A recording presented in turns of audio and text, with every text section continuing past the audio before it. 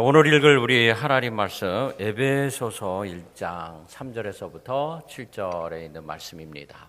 에베소서 1장 3절에서 7절에 있는 말씀 제가 봉독합니다.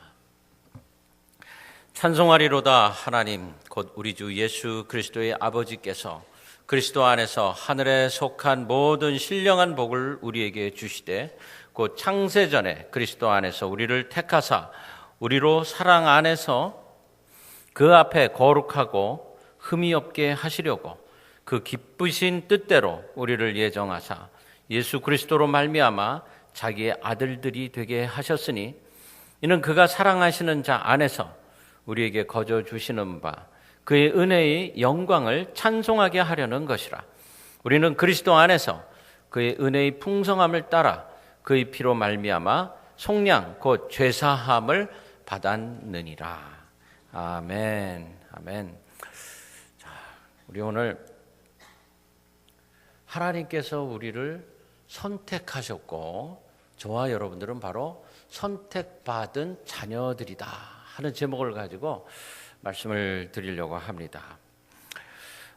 오늘 제가 여러분들이 어떤 사람들입니까? 라고 질문을 한다 그러면 여러분 뭐라고 대답을 하시겠습니까? 당신은 누구이십니까?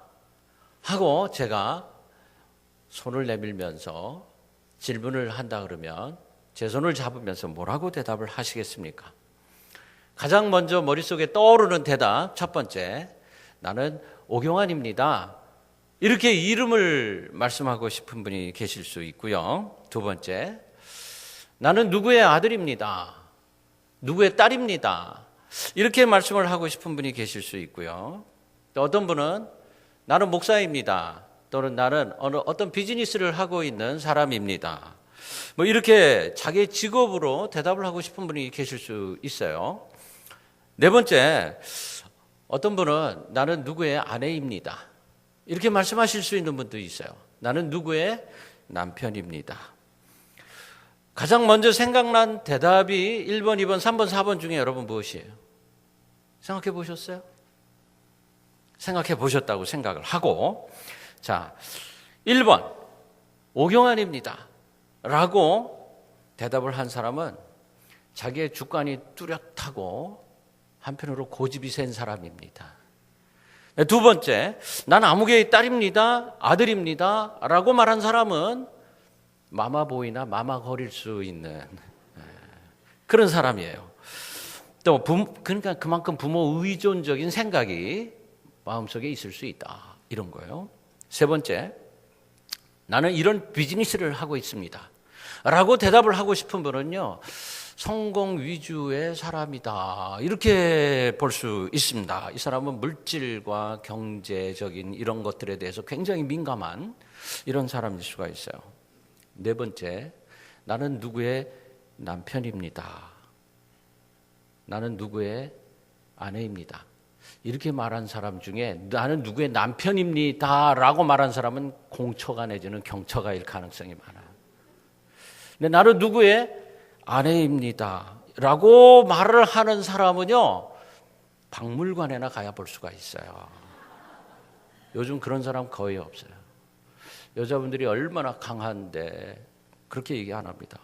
근데 이것도 저것도 아닌 분들이 있을 수 있는데 혹시 나는 나야 이렇게 말씀하고 싶으신 분이 계시다면 그 사람은 천상천하 유아독전 독불장군 나 혼자 다 할 수 있어 막 이런 그 생각을 가질 수 있는 분이 됩니다. 정답은 뭐냐면 나는 하나님의 딸이야.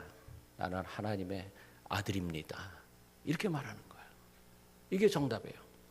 미국의 테네시 주가 있죠. 한 작은 마을에 벤 후퍼라는 사람이 있었습니다. 그는 체구가 아주 작고 아버지가 누구인지 모르는 사생아로 이렇게 태어났어요.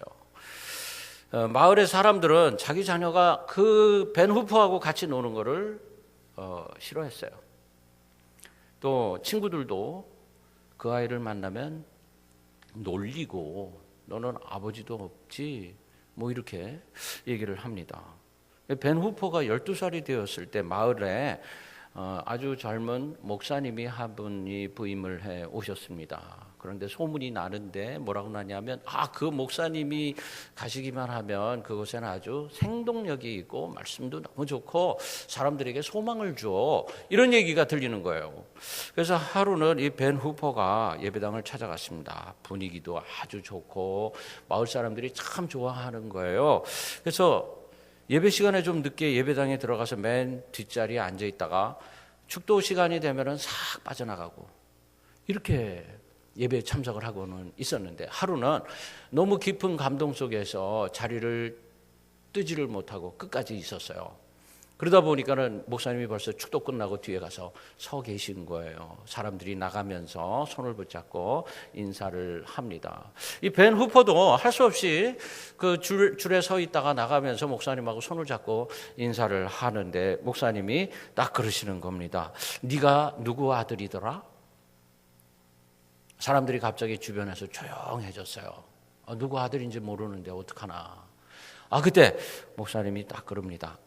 네가 누구 아들인지 내가 알겠다. 아버지를 닮았네. 이렇게 얘기를 하는 겁니다. 그러면서 너는 하나님의 아들이야. 내 모습을 보니까 내가 알 수 있어. 이 얘기를 딱 듣고는 막 도망가는 벤 후퍼의 뒤에다가 목사님이 그럽니다. 하나님의 아들답게 너 훌륭한 사람이 되어라. 이렇게 얘기를 해줬어요. 세월이 흘러서 벤 후퍼가 잘 성장을 하고 주지사가 되었습니다. 테네시주의 주지사가 되었어요.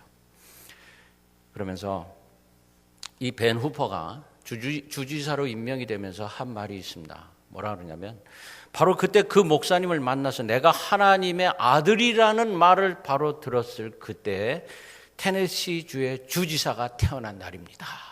그렇게 얘기했어요. 자신이 누구인지를 아는 것, 정체성, 셀프 아이덴티티, 이것만큼 중요한 것이 없습니다. 대부분의 사람들은 자신이 하나님의 아들이나 딸이라는 이 고귀한 신분을 가진 사람이다라는 걸 생각하지 못하면서 살아요. 왜냐하면 그를 둘러싸고 있는 그 육체와 정신이 그 영을 가로막고 있기 때문입니다. 영적인 눈을 뜬다는 것의 첫 번째가 바로 나는 누구인가, 이거를 깨닫는 거예요. 내가 하나님의 아들이고 딸이라고 생각할 수 있는 그 다음부터는 나는 혼으로 말하지 않습니다. 또 육적으로 행동하지 않습니다. 나는 나의 영으로 하나님과 소통할 수 있는 영의 사람입니다. 나는 하나님과 깊은 관계를 가지고 살고 있는 하나님의 자녀이기 때문에 내 주변의 어떤 환경으로 인한 어려움에 결코 넘어가지 않습니다. 굴복하지 않아요.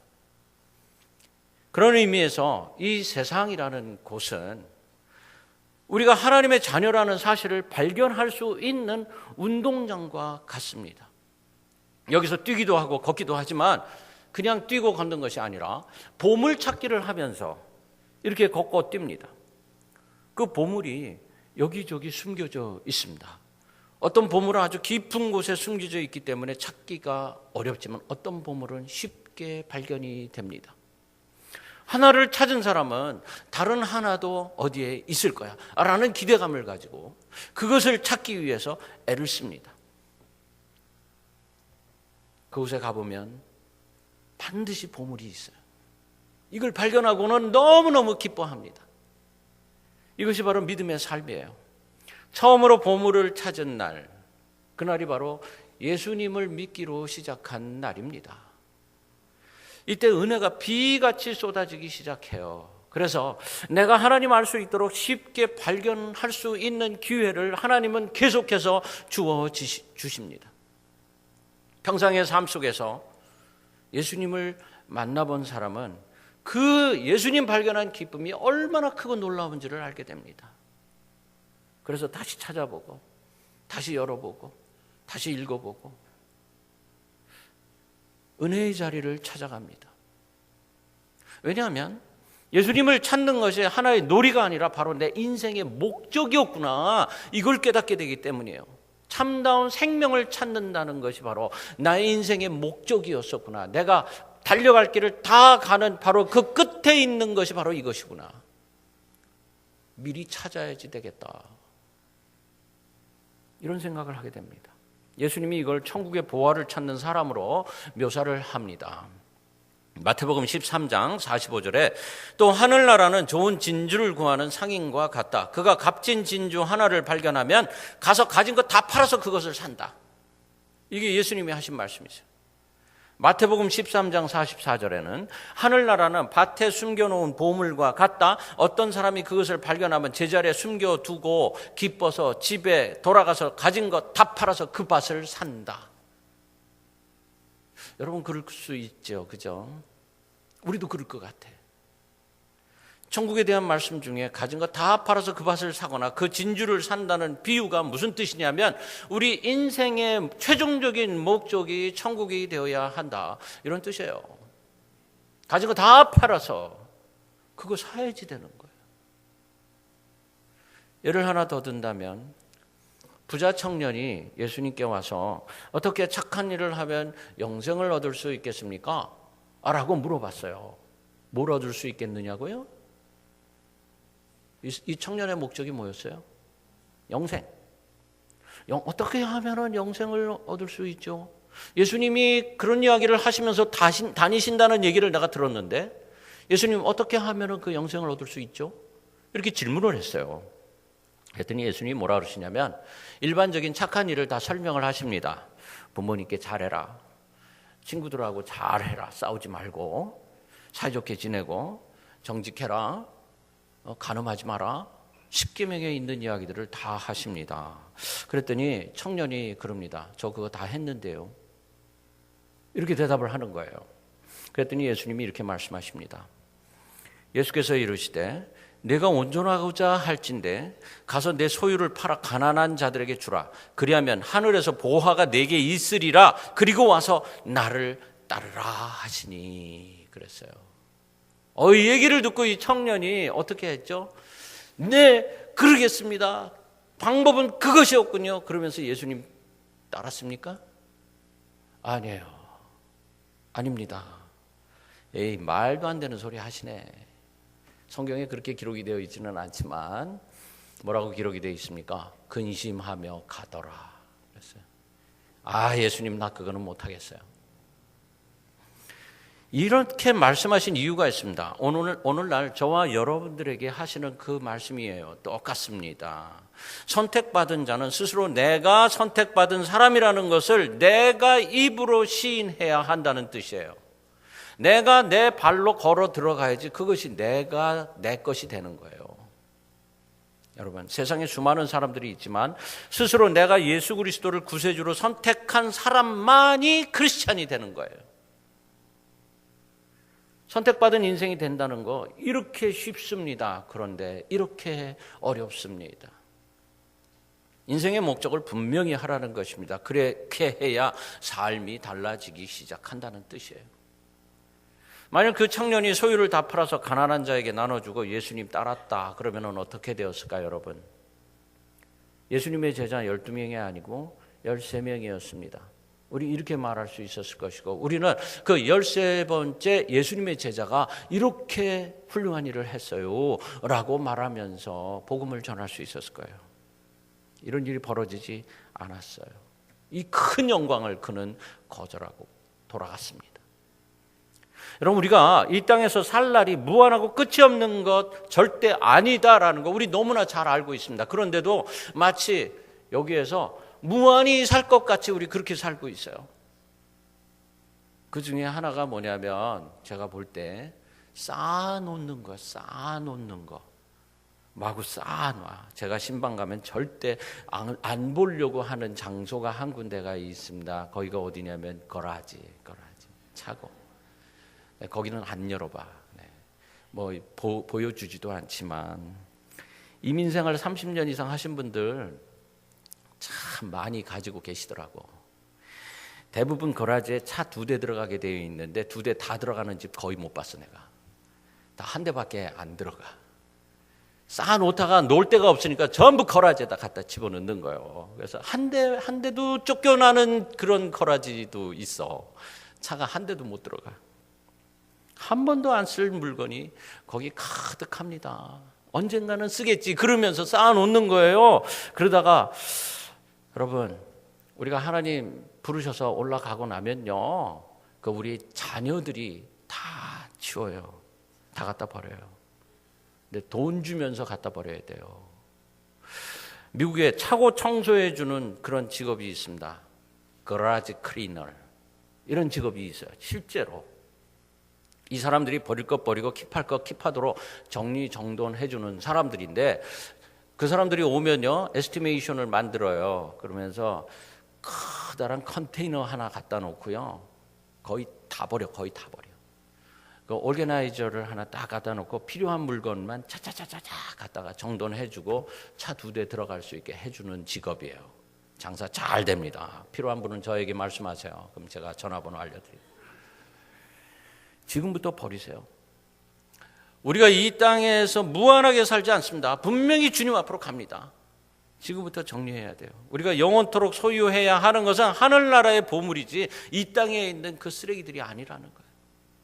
이것을 아는 사람들이 바로 선택받은 저와 여러분들인 줄로 믿습니다. 미국 사람들이 링컨 대통령을 참 존경해요. 이유가 있습니다. 그는 뚜렷한 목표가 있었어요. 그가 한 번에 미국 대통령이 될 수 있었던 게 아니었어요. 30년 동안을 실패하면서 살았던 사람이었어요. 사업도 실패했지, 국회의원에 3번이나 떨어졌지, 낙선하고, 그럼에도 대통령에도 몇 번 떨어지고, 그러면도 계속해서 도전을 합니다. 그런 링컨을 강하게 만든 이유가 있어요. 하나님 말씀이었어요. 내가 너를 선택했다. 이 말씀 때문이었습니다. 어려서 부모 없이 자랐던 사람이었어요. 오직 하나님만 의지하고 기도하면서 살았어요. 어느 날 하나님의 음성을 듣습니다. 내가 너를 지명하여 불렀나니 내가 너에게 큰 일을 맡기겠다. 이 음성을 들었어요. 이사야 43장 1절에 야곱아, 너를 창조하신 여호와께서 지금 말씀하시느니라. 이스라엘아, 너를 지으신 이가 말씀하시느니라. 너는 두려워하지 말라. 내가 너를 구속하였고 내가 너를 지명하여 불렀나니 너는 내 것이라. 선택받은 사람이었어요. 오늘 저와 여러분들에게도 같은 말씀을 주고 계시는 줄로 믿으시기를 바랍니다. 내가 너를 선택했다. 그러니까 평생 이 말씀 믿고 이 말씀 감사하며 이 말씀 붙잡고 기도하면서 살았던 사람이었기 때문에 그런 훌륭한 일을 할 수가 있었던 거예요. 지난주에 저희 집에 제 며느리 친구가 왔는데 예쁘장하게 생겼어요. 그래서 이름이 뭐니? 그랬더니 니콜이요 그러더라고요. 그래, 그러면서 이제 재밌게 놀다가 하룻밤 자고 그리고 갔어요. 근데 그 다음 날 우리 며느리가 얘가요 이쁘지요? 그래서 이쁘더라 그랬더니 얘가 미스 필리피노 아메리카에 뽑힌 아이래요. 그래? 그러면서 사진을 보여주니까 이렇게 왕관 쓰고 뭐 이러고 그 드레스 롱드레스 입고 가운데 딱 서 있고 뭐 이런 걸 보여주더라고요. 그래서 제가 그랬어요. 야, 나는 네가 더 이쁜데 너가 가지 그랬냐 그랬더니 저는 미세스예요 그러더라고요. 어떤 처녀는 수천 명 미녀 중에서 이 미스 아메리카 뭐 이런 걸로 선택받고 기쁨을 감추지 못합니다. 어떤 학생은 수만 명의 수험생 중에서 모 회사에 딱 뽑혀가지고 좋은 직업 갖게 됐다고 너무너무 기뻐합니다. 어떤 청년은 뜻밖의 재산을 물려받아서 너무너무 좋아합니다. 그런데 60이 넘으면 나이가 60이 넘으면 미의 평준화가 일어나요. 거기서 거기요. 다 똑같아. 70이 넘으면 다 은퇴해가지고 그 사람이 옛날에 장군이었는지 국회의원 아무도 알아주는 사람 없어요. 80이 넘으면요, 돈 그렇게 많아도 다리에 힘이 없어가지고 여행도 못 다녀. 일찍 다니셔야 돼. 그래서 아무 소용이 없다는 거예요. 우리의 가치 기준은 예수님이 되어야 된다는 뜻입니다. 우리가 그리스도 안에서 하나님의 택정함을 입었다는 이 사실만큼, 내가 뽑혔다는 이 사실만큼 고맙고 놀라운 일이 없어요. 왜냐하면 생명과 직결되기 때문이에요. 인류회사 미남미녀 엄청난 재물 우리에게 영생 주고 천국 주는 게 아니에요. 그래서 우리는 어떤 것보다도 성경 말씀 선택하고 선택받은 하나님의 자녀로 살겠다고 결단을 해야 된다는 뜻입니다. 하나님은 당신의 자녀들을 특별 대우하세요. 세상 어디에 가도 하나님이 보호하세요. 우리 유순배 권사님 과테말라 잘 다녀오셨어요. 건강한 모습으로 와서 밝은 모습으로. 우리 박수자 권사님 그 아랍권에서 선교 잘 하시고 오늘 또 이렇게 예배에 참석하셨어요. 하나님이 보호해 주세요. 하나님께서 우리를 택하신 일, 즉 우리가 하나님의 택정합을 입은 은혜, 이것은 정말 바다를 먹물로 삼아서 기록을 한다 하더라도 기록을 할 수가 없어요. 선택받은 백성들의 삶은 아무리 작고 하찮은 일이라 하더라도 하나님이 간섭하세요. 네가 지금 무엇이 필요한지 내가 안다. 네가 지금 강구하고 있는 기도가 뭔지 내가 안다. 지금 그러고 계세요. 그래서 우리는 범사에 하나님을 인정해야 한다는 것입니다. 우리는 더 이상 세상 가치 기준 버리고 하나님 자녀로서의 이 가치 기준 가지고 살아야 돼요. 그것이 영생에 대한 분명한 믿음이 될 것이기 때문입니다. 믿음 좋은 학생이 요나와 큰 물고기 이런 그림책을 가슴에 딱 안고 버스를 기다리고 있는데 한 비신자가, 하나님 믿지 않는 사람이 학생에게 장난을 치는 거예요. 야, 너 들고 있는 책이 그 무슨 책이냐? 요나와 물고기인데요. 너 그거 믿냐? 너 진짜 그렇게 할 수 있을 것 같으냐? 그랬더니 어린이가 대답을 합니다. 물론이지요. 성경에 기록된 말씀이고요. 오늘 우리 선생님이 나한테 가르쳐 주신 말씀이에요. 그랬더니 너는 요나가 물고기 뱃속에서 3일날 3일 밤 살다가 살아난 이야기가 정말이라고 생각나냐? 정말이라고 믿냐? 증명할 수 있느냐? 이랬더니 이 아이가 뭐라 그러냐면 천국에 가면 제가 요나 아저씨한테 물어볼게요. 그러는 거예요. 그랬더니 이 사람이 더 어렵게 질문을 합니다. 너 천국에 갔더니 지옥에 갔다. 여기 없다. 그러면 어떡할래? 그랬더니 이 아이가 뭐라 그러냐면 그러면 아저씨가 물어보면 되겠네. 그 사람 지옥에 가 있을 거니까. 그렇죠? 제가 신방하면서 예수님 사진을 나눠드려요. 예수님 사진을. 그 사진 굉장히 특별한 사진입니다. 제가 25년 전에 로스펠리스 연합감리교회에서 부목을 할 때 그 교회가 125년, 지금 아마 한 150년 정도 됐겠네요. 그런 교회인데 스테인글라스 12개가 있어요. 그 중에서 바로 강대상 오른쪽에 있는 사진이에요. 근데 그 사진은 강대상에서 설교하고 있는 저를 이렇게 내려다보시는 그런 사진이에요. 그 사진이 너무 좋아가지고 제가 사진을 찍어가지고 여러분들의 가정에 갈 때마다 나눠드리는 거예요. 그 사진 찍으려면 해가 딱 예수님 얼굴을 딱 비출 때 찍어야지만 환하게 예수님 얼굴에서 빛이 나요.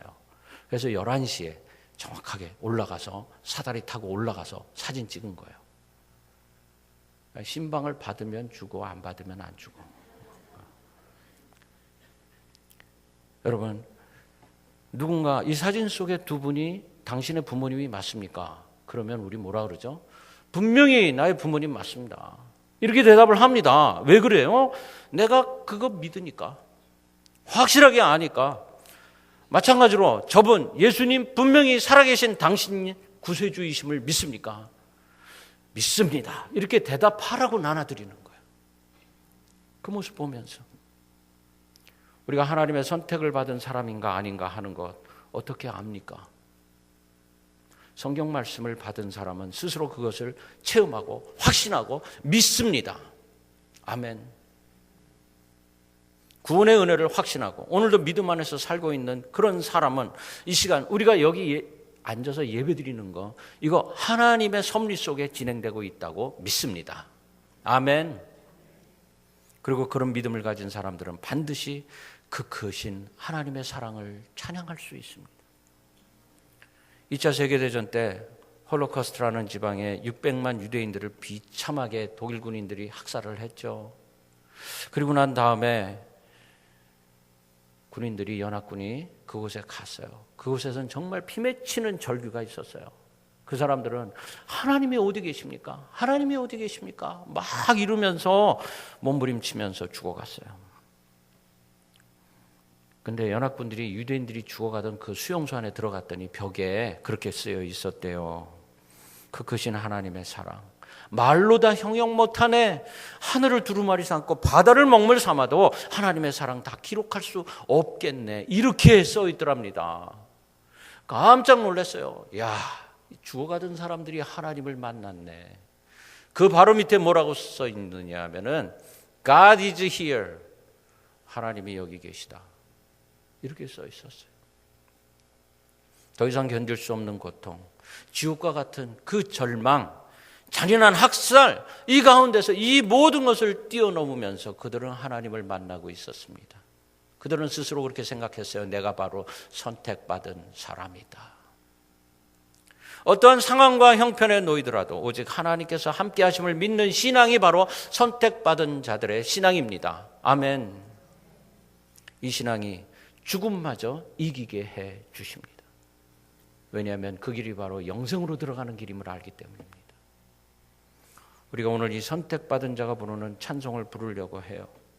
그 크신 하나님의 사랑 부릅시다. 바다를 먹물 삼아도 다 기록할 수 없는 주님의 은혜를 찬송하며 살아가는 저와 여러분들이 되시기를 간절히 바랍니다.